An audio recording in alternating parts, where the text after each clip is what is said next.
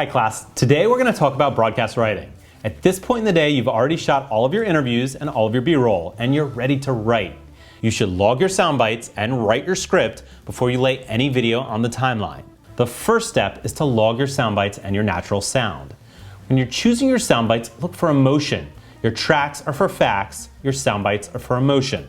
What do you think makes a good soundbite? Comment below or tweet to the class hashtag. As you listen to your interview, write down the time code where your soundbite starts and ends.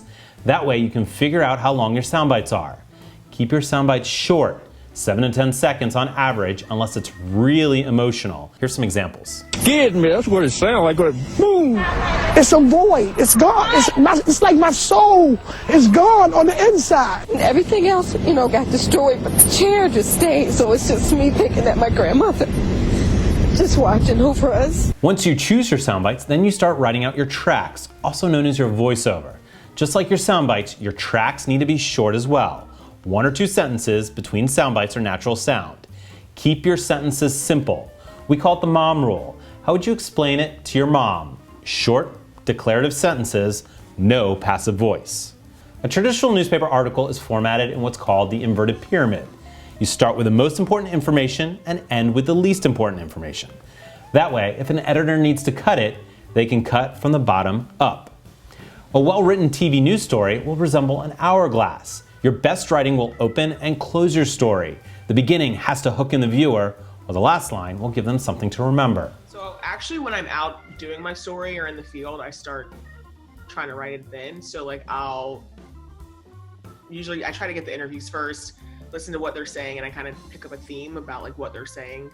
And then I'll get my video, and I kind of already know like how I want to write my story before I get back to my apartment. I try to, while I'm at the story, try to think of how it's going to go along. That doesn't always happen, but immediately when I get in a car, I'm trying to write the intro. I'm thinking, what's that line? What's the first line that's going to catch somebody? It's kind of like a book, like the beginning, the middle, and the end. Like the beginning is introducing that character, that person. The middle is what's the problem, how many people are affected, and then the end is like what's next. I go through, I always start writing first, and I always start with a line. I don't like writing starting with a soundbite. I think that doesn't establish it right, so I either start with net sound or a line, and then it's usually a short line because I like to get in the sound right away. I think a good script tells a story that is a tight story. By tight, I mean like you hit everything you need to, and I didn't bore you. I gave you the flavor of where we were without even saying anything. I showed you pictures of what was important. I gave you sounds of the quarterback snapping the ball, the coach in your face. We saw the sun beating down on him, so we knew it was a hot day. We saw the fans cheering, so we knew that this was important, not just to the players, but also the fans out there. So I think a good soundbite is one that is passionate a lot of the times.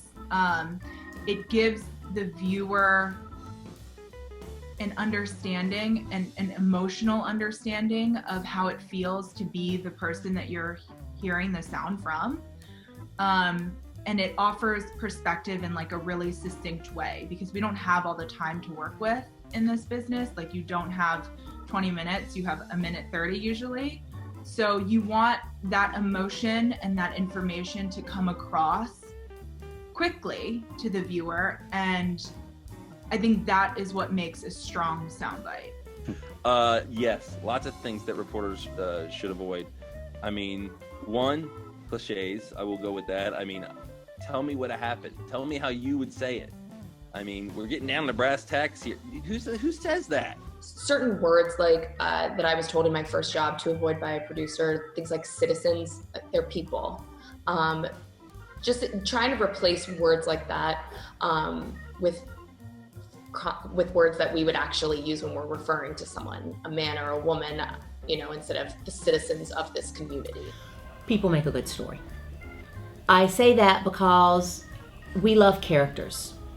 All of us love characters. We are drawn to characters. In real life, our best friends are generally people that have a lot of personality and are great characters. In literature, we generally love the books that have the richest, most memorable characters. So to me, people, characters are what make a good story. Personalize it by introducing your character and saying his or her name.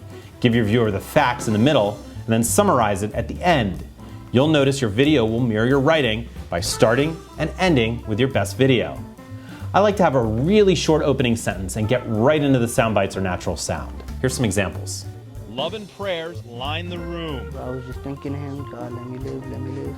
Turn left. Despite the latest technology, How do we get back to 70?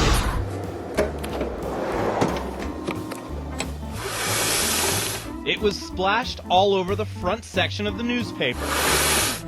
Her pain echoed through the neighborhood. I want you to show Fenwick who Deborah Hardy was. I want you to stand out. Deborah Hardy was my sister. She was my daughter. She was my aunt. You almost always need to introduce your character before your stand-up. Your character is more important than you are. When writing your tracks, remember what you shot. You need to be able to write to the video you have. If you don't have video of something, that's a good place for a stand-up or graphic. That also means that after you interview somebody, you have to get video of them. That way, when you introduce them in your script, you'll have video. And that's the only way you'll get moments. A moment is a spot in your story that makes the audience go, whoa, or here's a story that's chock full of moments. Watch it, click here, and then tweet to the class hashtag or comment below. Tell me, what moments did you see? What were the most powerful? What did you like about the story? What didn't you like about the story? Comment below and let's get a discussion going. When I was assigned a really boring story, I always looked for creative ways to tell that story. One of my former colleagues does a great job of creatively telling a story, which landed him a job as an entertainment reporter in Los Angeles.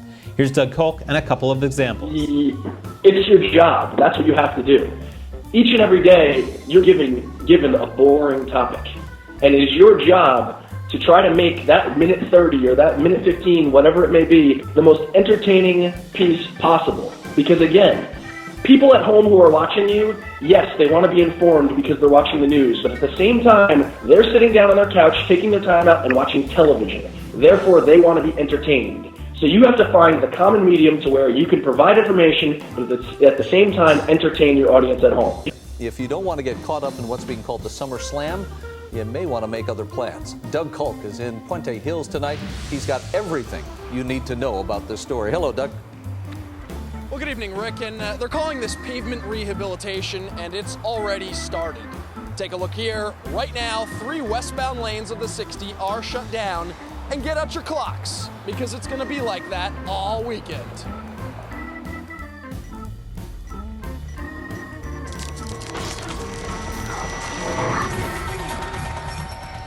The following events take place between Friday 10 p.m. and Monday 5 a.m. Construction, lane closures, you name it. If you're thinking about traveling the 60 this weekend, beware.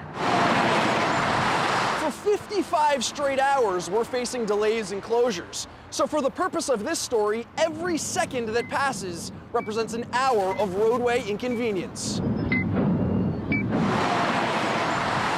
The construction starts over here at Nogales Street.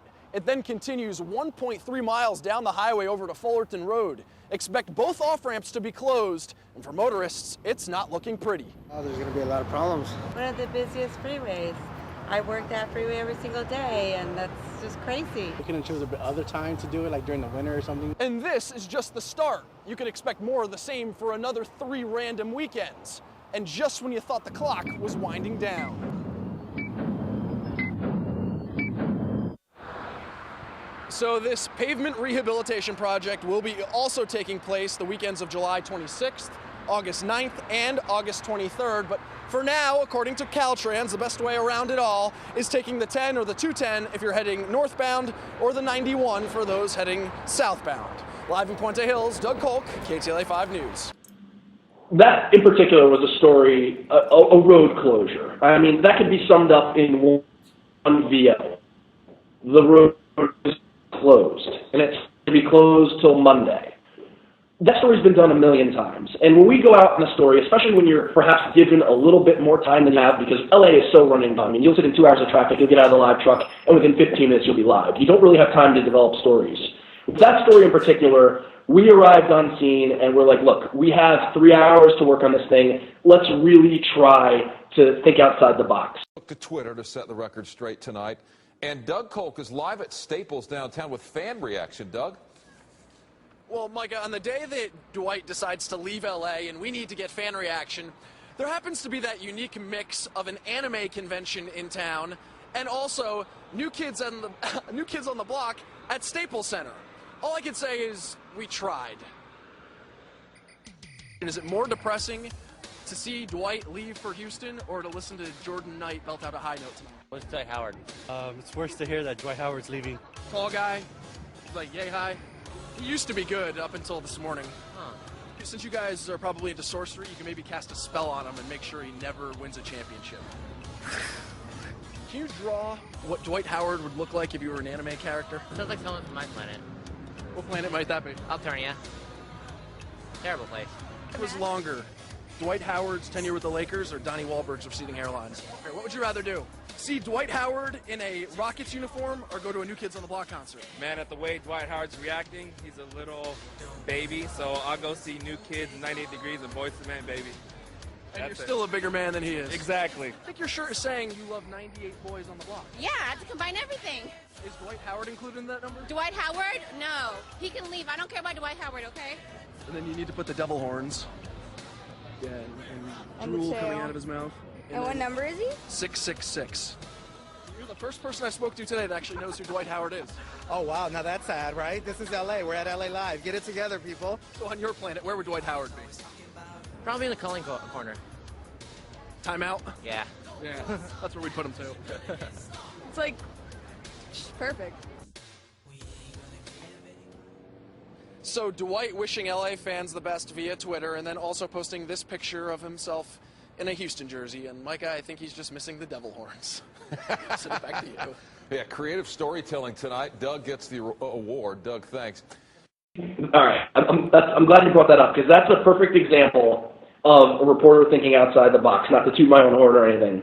But I remember Dwight Howard gets traded that day, and it's not basketball season, so LA Live, Staples Center area in LA, it wasn't roaming, or it wasn't infiltrated with Los Angeles Laker fans. I mean, there was an anime convention and a New Kids on the Block concert going on at that time. So trying to find Dwight Howard fans amongst that crowd was nearly impossible. We did, and all the other stations were there searching for Dwight Howard fans. But as far as I'm concerned, the news is the news, and what you see in front of you is what's going on. So as I felt that, okay, who cares Dwight Howard's traded? He left us, big freaking deal. I felt the entertaining thing would be, let's talk to New Kids on the Block fans. Let's talk to anime fans about Dwight Howard being traded, because that is unusual, and that at home is what's going to get the viewers' attention. What'd you think? Comment below and let's discuss. Okay, so the takeaway from broadcast writing: personalize it, facts, then summarize it. Short declarative sentences, short fact-filled tracks, and short emotional sound bites. Look for those moments. Thanks, and I'll see you in class.